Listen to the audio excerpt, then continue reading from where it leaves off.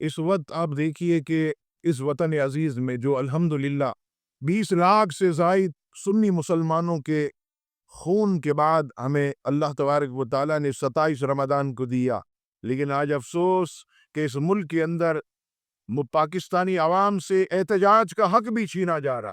آپ دیکھیے جہاں احتجاج ہوتے ایک خاص ادارہ گولیاں برسا رہا، ایک خاص ادارہ اسٹریٹ فائر کر رہا، ایک خاص ادارہ جو ہے وہ احتجاج کرنے والوں پر ظلم و ستم کرتا۔ پوری دنیا میں جتنے ممالک ہیں آپ دیکھیے عوام کو احتجاج کا حق حاصل ہے، عوام سڑکوں پر آتی ہے اور بالکل جو ہے امن سے پرامن ہو کر احتجاج کرتی ہے، کوئی گولی نہیں، کوئی لاٹھی نہیں، کوئی آنسو گیس نہیں۔ لیکن یہاں تو آنسو گیس تو کجا، پانی کا حملہ تو کجا، لاٹھی چارج تو کجا، احتجاج کرنے والوں پر گولیاں برسائی جا رہی ہیں۔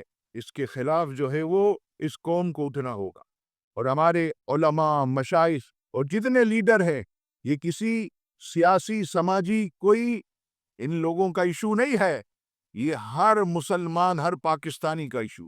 ہر پاکستانی یہ احتجاج کا حق رکھتا، اور اگر ان کو روکا گیا تو یاد رکھیے گا یہ برا ہے، یہ اچھا نہیں ہے، یہ لاوا پکے گا، اور پھر عوام جو ہے وہ پاکستان کے حکمرانوں سے، ان کی ایجنسیز سے برگشتہ ہوگی۔ اس چیز کو روکا جائے، اس پر توجہ دی جائے۔ اللہ تبارک و تعالی اس ملک کی اور اس ملک کے عوام کی خیر فرمائے، اور ہمارے ملک کو اللہ تعالی مضبوط سے مضبوط فرمائے۔ پاکستان زندہ باد۔ السلام علیکم۔